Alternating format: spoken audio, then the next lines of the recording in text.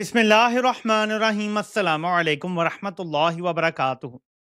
جب کمپنی سرکار نے 26 نومبر کو اپنی عوام پہ گولیوں کی بوچھاڑ کی، لاشیں غائب کر دی مبینہ طور پہ، تو انہوں نے اپنے تئیں یہ سمجھ لیا تھا، یہ سوچ لیا تھا کہ اب ہم جیت گئے ہیں، ہم نے اس موومنٹ کی کمر توڑ دی ہے، ہم نے خوف کا ایسا بت کھڑا کر دیا ہے جس کے سامنے اب کوئی بھی دوبارہ سر نہیں اٹھائے گا۔ اس خوف کے بت کو یہ پوری قوم اب سجدہ کرے گی اور باقی ساری زندگی ہم مزے کریں گے۔ لیکن میرے پاکستانیوں، آپ نے کمال کر دیا ہے۔ یہ دیکھیں،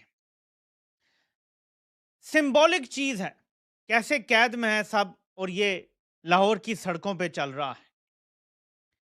میرے پاکستانیوں، یہ بھی ذرا ملاحظہ کریں، یہ ثوابی جلسے کی صورتحال ہے۔ میں آپ کو ایک دو تقاریر بھی سنانا چاہوں گا جس سے آپ کو پتا چلے گا کہ صورتحال ایکچولی ہے کیا۔ بلکہ میں آپ کو یہ کوئٹہ کے مناظر دکھاتا ہوں۔ چلیں باقی تو چھوڑیں، کوئٹہ کس کا کنٹرول ہے آپ جانتے ہیں، وہاں بھی لوگ باہر نکلے ہوئے ہیں۔ 26 نومبر عوام کو توڑنے میں ناکام ہو گیا ہے تو جنرل صاحب آگے کیا کرنا ہے؟ کیا غوری میزائل استعمال کرنا ہے؟ کیا حطف میزائل استعمال کرنا ہے اپنی عوام پہ؟ کیا شاہین میزائل استعمال کرنا ہے؟ کیا بابر میزائل استعمال کرنا ہے؟ کیا الخالد ٹینک چڑھانا ہے اپنے لوگوں پر؟ کیا کرنا ہے؟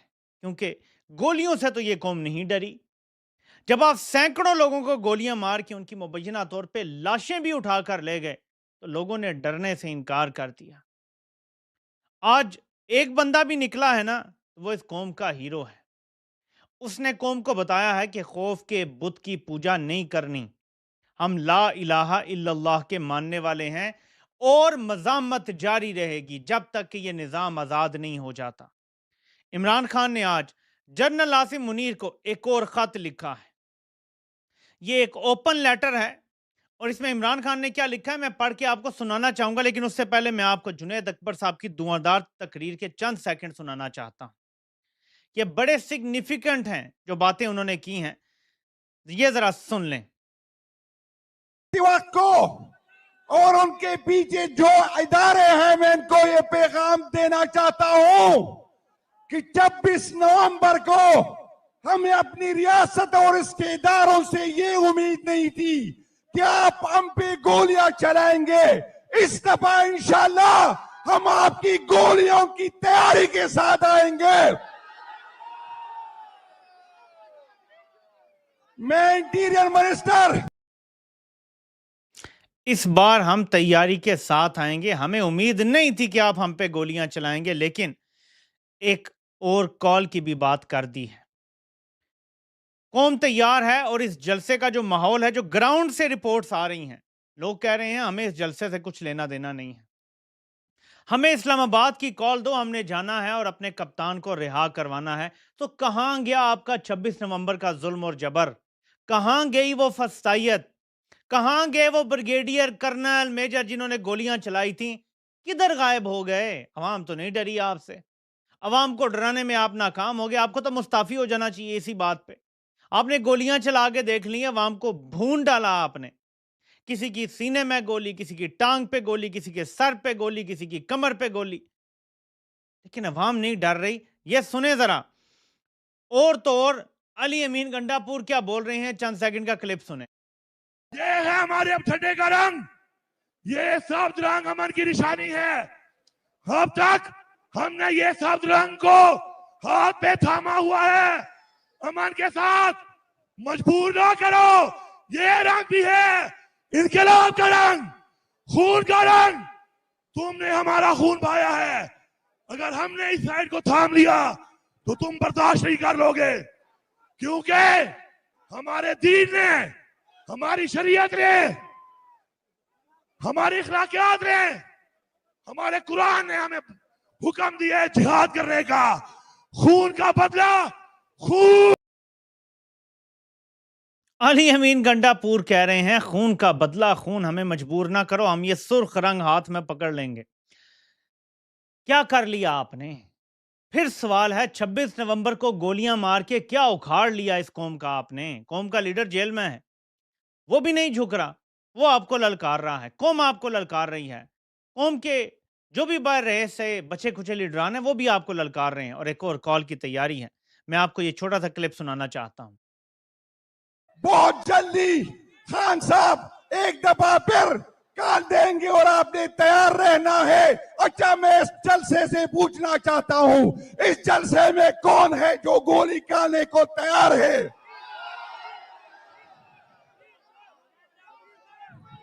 ہمیں بھاگنے کی تانے دینے والوں, ہمیں تاریخ کا پتہ ہے کہ کون بھاگتا ہے اور کب بھاگتا ہے. یہ تانے ہمیں نہ دے,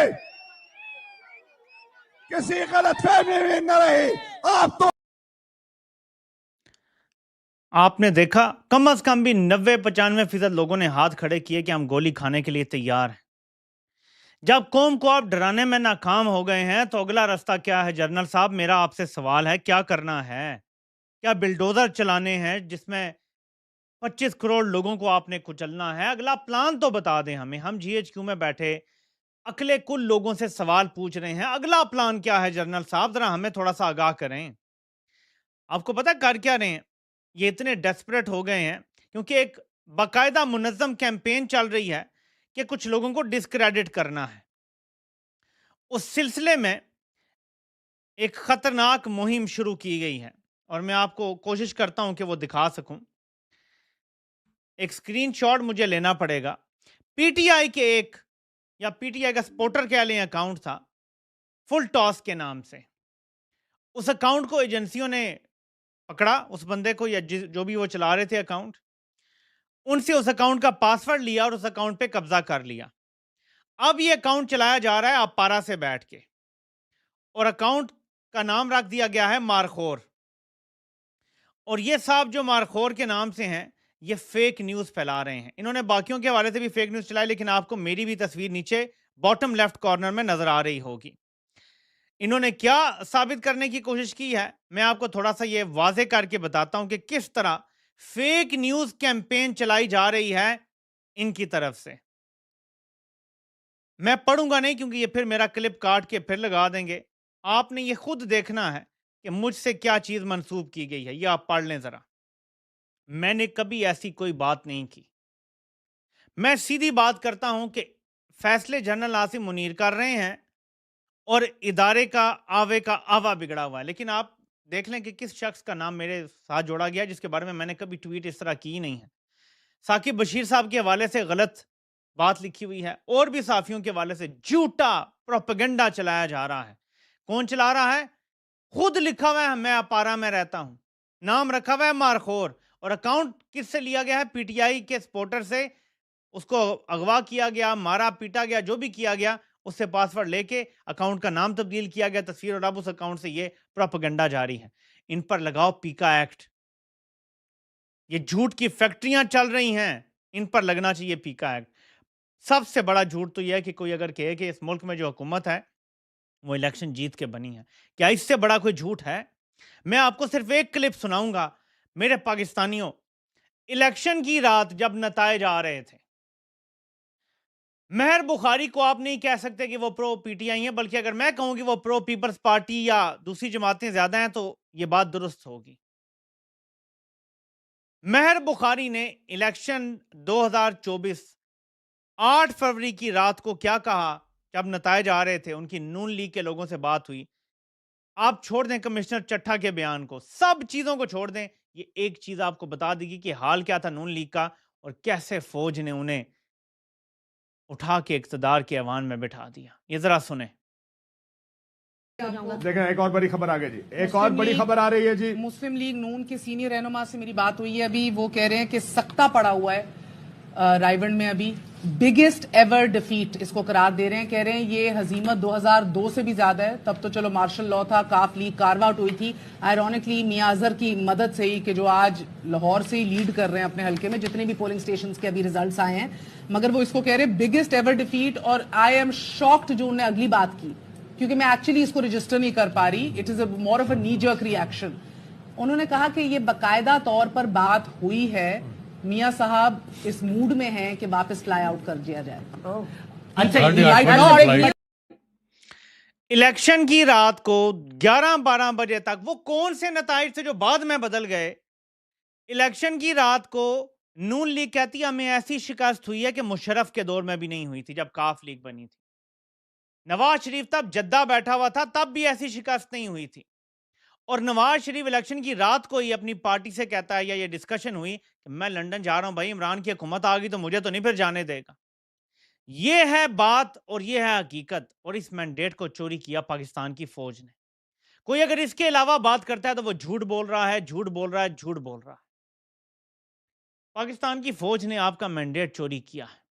इस मुल्क के निज़ाम को तबाह और बर्बाद कर दिया। मुल्क से गद्दारी की गई है, आइन से गद्दारी की गई है, कौम को धोखा दिया गया है, मुल्क तोड़ने की साजिश की गई है। उसके जवाब में कौम का रद्दअमल बहुत ही ज़बरदस्त है।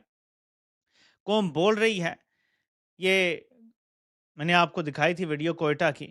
अब मैं आपको बताना चाहता हूं इमरान खान ने क्या ख़त में कहा है, क्योंकि ये बहुत इंपॉर्टेंट है कि हम समझें कि वो तारीख में क्या एक नक्श छोड़ के जा रहे हैं और फौज को कितने मौके मिले हैं कि अपना किबला दुरुस्त कर ले।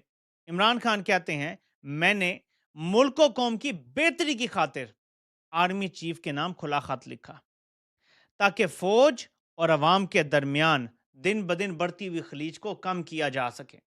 मगर इसका जवाब इंतहाई गैर संजीदगी और गैर जिम्मेदारी से दिया गया।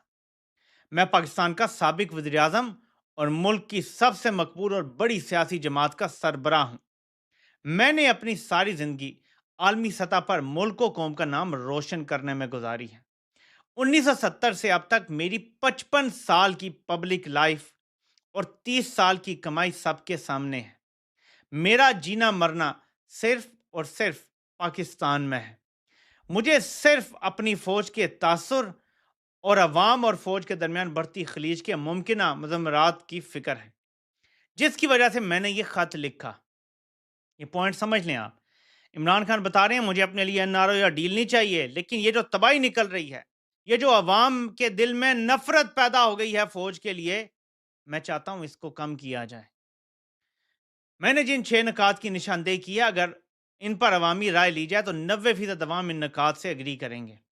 एजेंसीज के जरिए प्री पोल धांधली और इलेक्शन के नतायज तब्दील करके अर्दली हुकूमत कायम करना, अदलिया पर कब्जे के लिए पार्लियामेंट से गन पॉइंट पर 26वीं आईनी तरमीम करवाना और पॉकेट जजेस भर्ती करना, जुल्म और जबर के खिलाफ उठने वाली आवाज़ों को बंद करने के लिए पीका जैसे काले कानून का इतलाक करना, सियासी अदम इस्तेहकाम और जिसकी लाठी इसकी भैंस की रीत डालकर मुल्क की मीशत की तबाही, मुल्क की सबसे बड़ी सियासी जमात को मुसलसल रियासती दहशत गर्दी का निशाना बनाना और तमाम रियासती इदारों को अपने फ़राइज़ छोड़कर सियासी इंजीनियरिंग और सियासी इंतकाम में शामिल करना न सिर्फ अवामी जज्बात को मजरू कर रहा है, बल्कि अवाम और फौज में खलीज को भी मुसलसल बढ़ा रहा है। अब आपने समझना है, एक बयानिया यह है जी कि कुछ यूट्यूबर फौज के खिलाफ भड़काते हैं लोगों को। एक बयानिया यह है जी कि इमरान खान ने लोगों की जहन साजी कर दी है। Imran Khan is setting the record straight कि ये सब कुछ जो हो रहा है और अवाम के दिल में जो नफरत है, ये फौज के गलत इकदामात की वजह से है, इलेक्शन चोरी करने की वजह से है, रियासती दहशत गर्दी की वजह से है, मुल्क की सबसे बड़ी जमात को निशाना बनाने की वजह से है। इलेक्शन अगर आप डाका ना मारते ये ना होता, बल्ले का निशान ना छीनते तो ये ना होता, अवामी नफरत खत्म हो जाती अगर 8 फरवरी का नतीजा फौज कबूल कर लेती। लेकिन इसके लिए स्पोर्ट्समैन स्पिरिट की जरूरत है, जो मुझे लगता है कि फौजी क़यादत में बिल्कुल भी नहीं है। वरना जब आपने किसी की पार्टी तोड़ दी, उसे जेल में डाल दिया, उसे इंतखाबी निशान छीन लिया, जब आपने ये सब कर लिया था, उसके बाद भी अगर आप हार गए थे ना, तो स्पोर्ट्समैन स्पिरिट का तकाजा था कि यार हैंड्स डाउन तुमने हमें हरा दिया है, अब हम तुम्हारे मैंडेट की रिस्पेक्ट करते हैं। ये था तरीका स्पोर्ट्समैन स्पिरिट का, लेकिन आप में वो जरा बराबर भी नहीं मिली। आगे इमरान खान मजीद अपने खत में लिखते हैं जनरल आसिम मुनीर को, एजेंसीज के जरिए, बल्कि नहीं, फौज मुल्क का अहम इदारा है, मगर इसमें बैठी चंद काली भेड़ें पूरे इदारे का नुकसान कर रही हैं। और मैं भी यही बात करता हूं, हमने फौज को खत्म करने की नहीं बात की, हम इस्लाह की बात कर रहे हैं, रिफॉर्म्स की बात कर रहे हैं, ताकि ये जो डिफेक्टिव माल बनाने वाली फैक्ट्री है इसको ठीक किया जा सके। मुझे वो 3 इडियट्स मूवी का डायलॉग याद आ जाता है, जब उसमें आमिर खान प्रिंसिपल से बात करता है, कहता है कि यहाँ पे गधे मैन्युफैक्चर हो रहे हैं। एक और ऐसी जगह है पाकिस्तान में, रावलपिंडी से कुछ शायद 1.5-2 घंटे के फासले पर, जहाँ पे गधे मैन्युफैक्चर हो रहे हैं। इसको ठीक करना है। आगे इमरान खान लिखते हैं, ऐसा ही एक शख्स अडयाला जेल में बैठा कर्नल भी है, जो जेल के स्टाफ को कंट्रोल करते हुए न सिर्फ आइन कानून और जेल मैनुअल की धज्जियां बिखेर रहा है, बल्कि इंसानी हकूक भी पामाल कर रहा है। वो अदालती अहकामात को जूते की नोक पर रखते हुए ऐसे अमल करता है जैसे काबिज फौज करती है। अब इमरान खान ने काबिज फौज का लफ्ज इस्तेमाल किया है। हम भी यही बात नहीं कहते थे? मैं आपको कब से कह रहा हूं कि दुनिया में 3 ऐसी अफवाज हैं जो अपनी ही अवाम या उस ग्रोह को जो सिर्फ एहतजाज करता है जुल्म के खिलाफ, उसे दहशतगर्द करार देते हैं। इसराइल, भारत और अब पाकिस्तान। ये दुनिया की सिर्फ 3 अफवाज हैं जो एहतजाज करने वालों को दहशतगर्द करार देती हैं। बाकी दुनिया का चौथा कोई मुल्क आपको नजर नहीं आएगा जहां पुरअमन एहतजाज करने वालों को दहशतगर्द ऑफिशियली करार दिया जाए। उसके बाद मजीद लिखते हैं कि पहले अडयाला जेल के फर्स्ट शनास सुपरिटेंडेंट अकरम को अगवा किया गया और तशद्दुद का निशाना बनाया गया, क्योंकि वो कानून की पासदारी करता था और जेल कवानीन पर अमल दरामद करता था। अब भी तमाम अमले को डराया धमकाया जा रहा है। बुनियादी इंसानी हकूक पामाल करते हुए मुझ पर दबाव बढ़ाने के लिए एक कर्नल के मातहत जेल इंतजामिया ने मुझ पर हर जुल्म किया। अब इमरान खान बता रहे हैं कि कैसे मुझ पे जहनी या जिस्मानी, इधर वे जो भी टॉर्चर हो वो किया जा रहा है। उसके बाद मुझे मौत की चक्की में रखा गया है। 20 दिन तक मुकम्मल लॉकअप में रखा गया, जहां सूरज की रोशनी तक नहीं पहुंचती थी।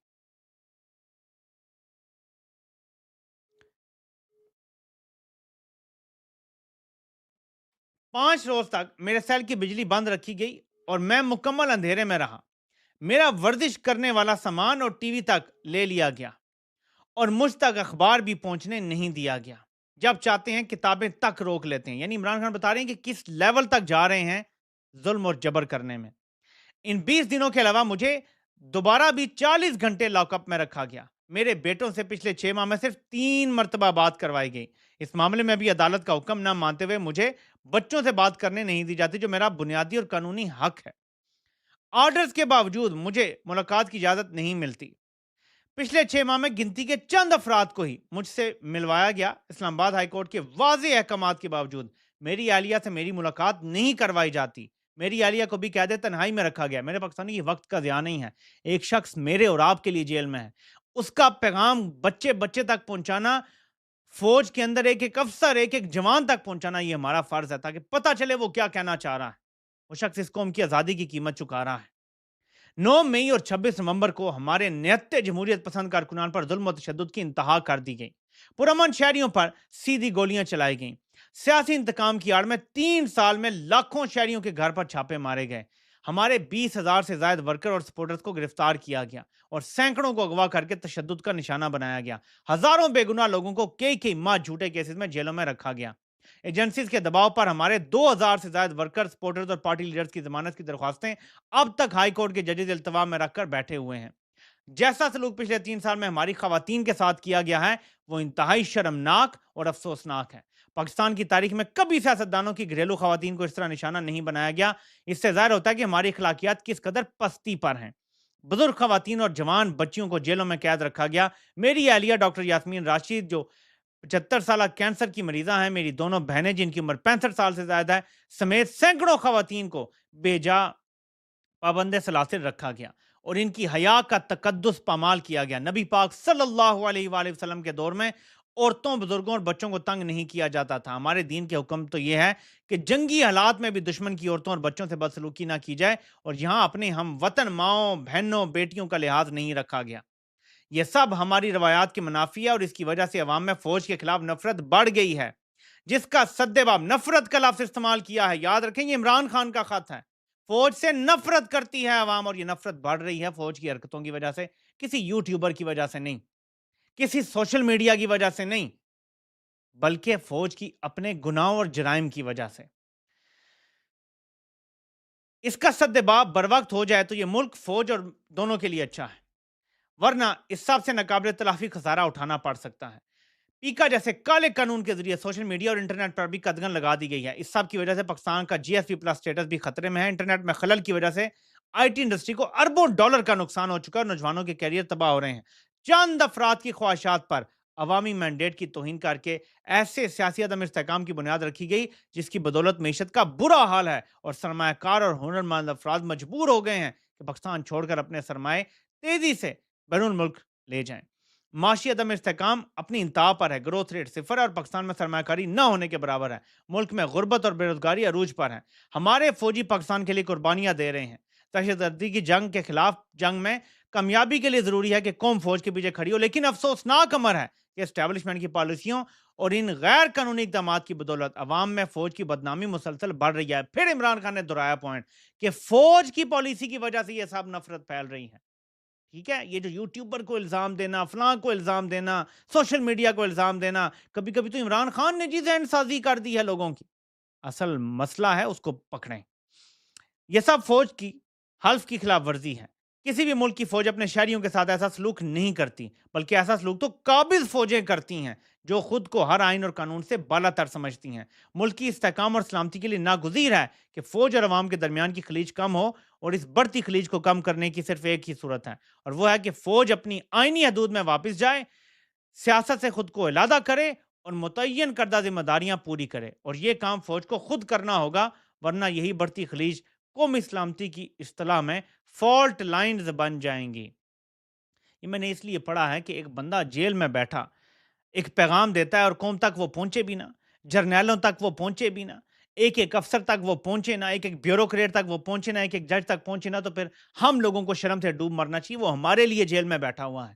اس لیے میں نے آپ کو یہ اتنا لمبا خط پڑھ کے بتایا ہے عمران خان کا، ورنہ سوشل میڈیا پہ یہ چیز اویلیبل ہے، پڑھ آپ خود بھی چکے ہوں گے، لیکن اس کو اپنی ویڈیو، اپنے اس ریکارڈ کا حصہ بنانا ضروری ہے. تاریخ لکھی جا رہی ہے اور ہم اس میں اپنے اپنے حصے کا کردار ادا کر رہے ہیں. تو میں پھر آخر میں جرنیلوں سے پوچھوں گا، 26 نومبر کو عوام کو بھون دیا، گولیاں چلا لیں، لاشیں غائب کر دیں، کیا ملا؟ عوام تو پھر سڑکوں پر ہے. تو پھر آگے کا کیا پلان ہے؟ دوبارہ دہراؤں گا، کیا غوری میزائل استعمال کرنا ہے، شاہین میزائل استعمال کرنا ہے، بابر کا استعمال کرنا ہے، حطف کا کرنا ہے، ابابیل کا کرنا ہے، ٹینک چڑھانے ہیں، بلڈوزر چلانے ہیں؟ کیا کرنا ہے 25 کروڑ عوام کے ساتھ؟ حل کیا ہے جنرل صاحب؟ آپ سے انشاءاللہ پھر ملاقات ہوتی ہے. اللہ پاک آپ سب کا حامی و ناصر ہو. آپ سب کے سننے کا بہت بہت شکریہ.